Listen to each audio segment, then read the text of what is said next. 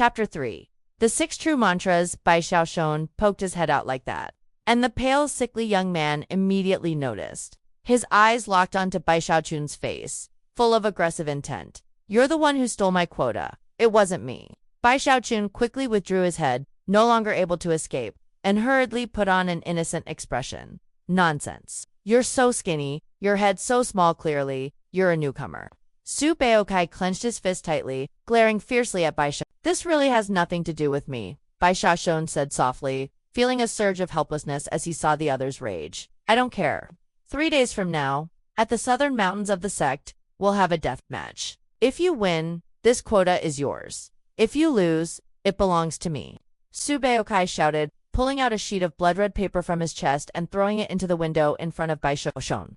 Countless blood-colored characters were densely written across it. Bai Xiaochun stared at the blood-written sheet. Feeling the murderous aura hit him like a physical force, his heart filled with fear, especially after hearing the others say it would be a fight to the death. He instinctively inhaled sharply. "Senior brother, don't make such a big deal. Writing all these words with your own blood, it must hurt a lot." "Big deal. Huh. For years, I've been using spiritual stones for 7 whole years. 7 years. I finally earned the chance to advance into the fire stove room, and you've butted in with 1 foot. There's no way we can coexist. 3 days from now, either you die or I live." Su Baokai raged, gnashing his teeth. "I'm not going." Bai Xiaochun quickly grabbed the sheet of blood with his fingers and threw it out the window. "You Su?" Baokai was about to explode, but the ground shook, and a mountain of flesh appeared beside him. Zhang Deban had been standing there silently, scrutinizing Su Bai. "Jubin, go wash the bowls with your second senior brother. As for you, stop shouting here. Go play somewhere else." Zhang Deban waved his hand, causing a gust of wind to rise. Su Baokai's face changed. He took a few steps back, intending to speak further, but after looking at Zhang Deban, he swallowed his words. Finally, he glared venomously at Bai Xiaochun and grudgingly left. Bai Xiaochun thought for a moment, sensing the hatred in the other's eyes as he departed. To be safe, he decided it was best not to leave the fire stove room. Staying put would deter anyone from approaching. Days passed, and Bai Xiaochun gradually adapted to the work in the fire stove room, practicing cultivation in the Tuski Peak technique at night. Unfortunately, his progress was slow. He simply couldn't persist beyond 4 breaths at a time. This frustrated him greatly. One night, while practicing, he suddenly heard the excited voices of the plump senior brothers outside the fire stove room. "Close the door. Close it. Huang Urban, hurry and close the door. Hey Sanban, check if anyone's spying from the 4 sides." Bai Xiaochun froze. This time, he was clever enough not to peek from the window, but instead watched through a crack.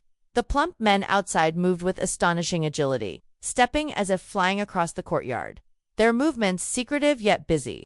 Soon, the main door of the fire stove room was sealed, and an inexplicable thin layer of mist rose, making the plump figures appear even more mysterious. Bai Xiaochun watched for a long while, until the plump men gathered mysteriously around a clump of grass in front of the room. Despite the mist, he could clearly see Zhang Deban's imposing figure, speaking softly to them. Feeling that he should know as little as possible about this secret, Bai Xiaochun stepped back, feigning ignorance. But at that moment, Zhang Deban's voice reached him. "Juban, you've seen enough.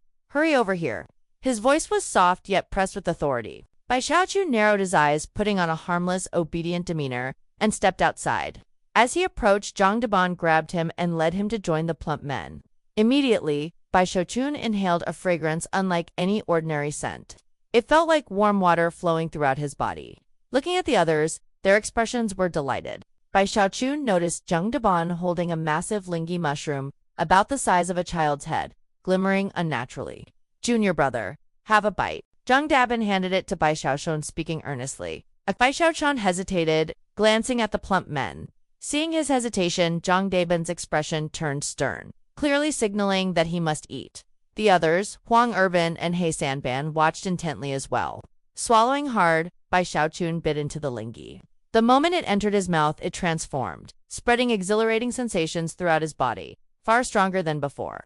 His face flushed red. "Good. This 100-year lingi, meant as broth by the elder, lets us truly be ourselves." Zhang Deban smiled in satisfaction, biting another piece and tossing it to another plump man. Soon, they had consumed the entire lingi. Seeing Bai Xiaochun, they smiled warmly. Bai Xiaochun laughed, realizing this was all part of a mischievous plan. The method seemed safe, given the senior brother's robust appearance, explaining why Subeokai had issued such a blood-written challenge. Senior brother, this lingi tastes amazing. My whole body feels warm and energized. Bai Xiaochun licked his lips and looked expectantly at Zhang Dabon. Zhang Dabon's eyes sparkled. He joyfully handed him a golden treasure from his chest. Bai Xiaochun eagerly bit into it. Next came a yellow, fragrant, earthly treasure. Then a red spiritual fruit with swirling energy inside. Over the next period, Bai Xiaochun ate every lingi, spiritual fruit, and earthly treasure, until he felt dizzy, flushed, and steaming even from his head. He could sense his body growing stronger. Observing him, Zhang Dabin and the others were pleased. Finally, they patted their stomachs and laughed, sharing a sense of camaraderie in this indulgent feast. Bai Xiaochun, dizzy but happy, patted Zhang Dabin's belly, kicking his foot in delight. This place is better than others. People fight to death for an outer sect quota. Here, we give up a quota but still enjoy ourselves. Zhang Dabin said proudly, then presented a ginseng root with thick, aged tendrils. Juban, our cultivation levels are enough for outer sect disciples. But we've hidden it. Look, this 100-year ginseng outer disciples fight over a bite. Watch me. Zhang Dabin plucked some ginseng tendrils and fed them to Bai Xiaochun. I'm full. Really can't eat anymore. Bai Xiaochun's eyes were half closed. But just as he said it, Zhang Dabon plucked another tendril and firmly placed it in his mouth. You're too skinny. Eat this or no girl in the sect will like you. They prefer strong, robust senior brothers. Eat. Our fire stove room has a saying. Quiet in the fire, no outer sect vying. Zhang Dabin burped, pointing to a wall scroll. Yes, yes, we all starve here. All of us. Bai Xiaochun patted his belly and burped, mimicking them. The plump men laughed heartily, finding Bai Xiaochun increasingly adorable. Today, I'll teach you a rule. Everything we eat in the fire stove room has rules. Remember this. Ling mushroom at the corner. Don't touch the handle. Cut meat properly. Scrape bones leaving a portion. Spiritual porridge with extra water. Young fungi half a cup. These 6 true mantras were summarized by past seniors over the years.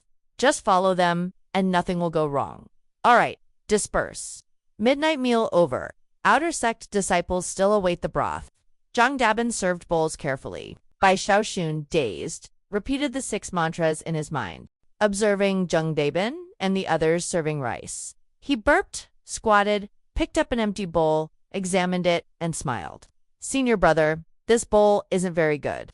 The others looked at him in surprise. See? This bowl looks small, but is deceptively spacious. Why not make it look large, but hold little? Perhaps thicken the rim.